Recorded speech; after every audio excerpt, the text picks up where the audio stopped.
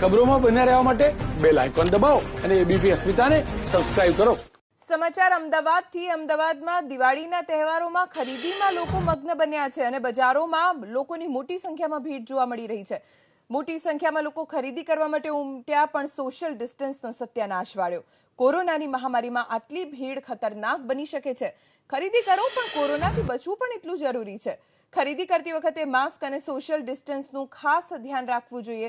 અમારા સંવાદદાતા તેજસ મહેતા જોડાઈ ગયા છે, વધુ જાણકારી તેમની પાસેથી પ્રાપ્ત કરીશું। તેજસ, દિવાળીનો તહેવાર સમજી શકાય કે લોકોને ખરીદી કરવાની હોય, પણ સાથે કોરોનાની મહામારીની સામે સતર્કતા દાખવી પણ એટલી જ જરૂરી છે।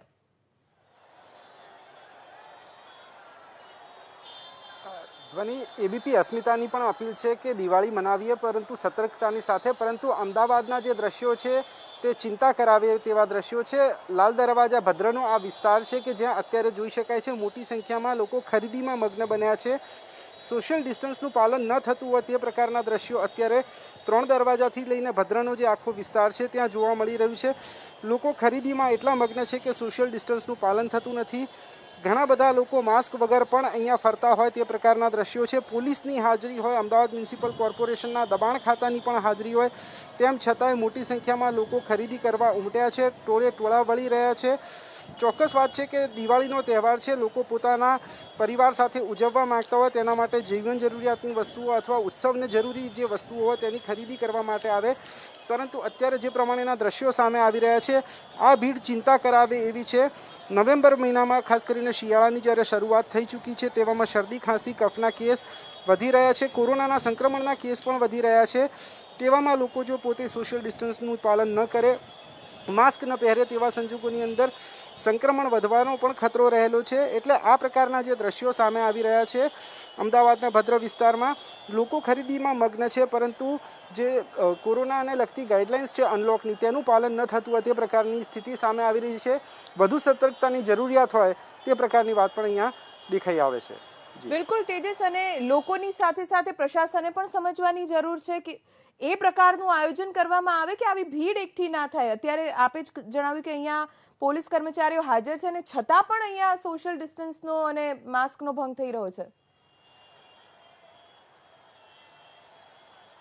જી ધ્વનિ, બિલકુલ જે પ્રમાણે દ્રશ્યોમાં જોવા મળ્યું તે પ્રમાણે પોલીસ કર્મીઓની પણ હાજરી છે। ક્યાંક પિક પોકેટિંગના બનાવો ન બને, કોઈની છેડતી ન થાય તેના માટે લો એન્ડ ઓર્ડરના હિસાબથી તો પોલીસ હાજર છે જ, પરંતુ સાથે જ જો વાત કરવામાં આવે તો અમદાવાદ મ્યુનિસિપલ કોર્પોરેશનના દબાણ ખાતાની ગાડી પણ અહીંયા છે, એટલે ક્યાંય પણ કોઈ પણ પ્રકારનું દબાણ ન થાય, પોલીસની હાજરી જોઈ શકાય છે જે પ્રમાણે દ્રશ્યોમાં છે, છતાં પણ આસપાસ સોશિયલ ડિસ્ટન્સનું પાલન ન થતું હોય તે પ્રકારની વાત સામે આવી છે। લોકોએ પણ પોતે સતર્કતા રાખવાની જરૂર છે, કારણ કે બધું જ કામ પ્રશાસન ન કરી શકે। સ્વયં શિસ્ત જેવી પણ એક બાબત હોય જેનું લોકોએ તકેદારી રાખવાની જરૂરિયાત છે।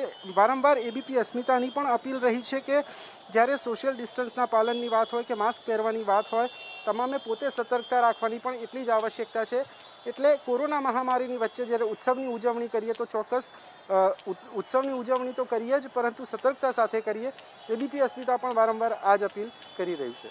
તેજસ, સતત એબીપી અસ્મિતાએ મુહિમ પણ ચલાવી છે, અભિયાન પણ ચલાવ્યું છે કે લોકો જાગૃત થાય સોશિયલ ડિસ્ટન્સને લઈને, માસ્ક પહેરવાને લઈને, પણ અત્યારે જે દ્રશ્યો આપણે જોઈ રહ્યા છીએ એવો અંદાજો લગાવવો ખોટું નથી કે આ દિવાળી પછી કોરોનાનું સંક્રમણ વધી શકે છે અમદાવાદમાં।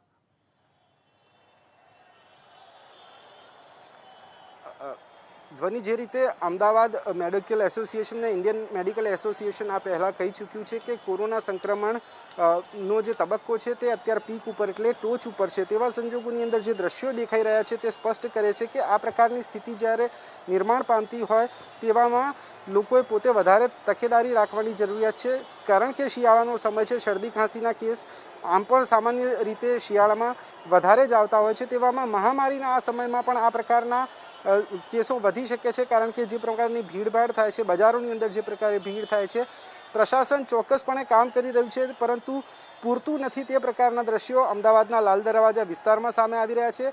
અલગ અલગ જ બજારોમાં આ જ પ્રકારની પરિસ્થિતિ પણ જોવા મળી કે જ્યાં લોકોની ભીડ આટલી જ પ્રમાણમાં એકત્રિત થઈ। જે ખરીદીનો માહોલ છે તે ચોક્કસ છે, પરંતુ લોકોએ પણ એટલી જ સતર્કતા રાખવાની આવશ્યકતા છે, કારણ કે સંક્રમણ વધશે તો ઘર પરિવારમાં જે લોકો રહેલા છે તેમને પણ અસર પડી શકે છે. ઓવરઓલ સામાજિક જે જવાબદારી છે લોકોની તે પણ લોકો નિભાવે તેવી પણ એબીપી અસ્મિતાની અપીલ છે. બિલકુલ તેજસ, આભાર સમગ્ર જાણકારી આપવા માટે.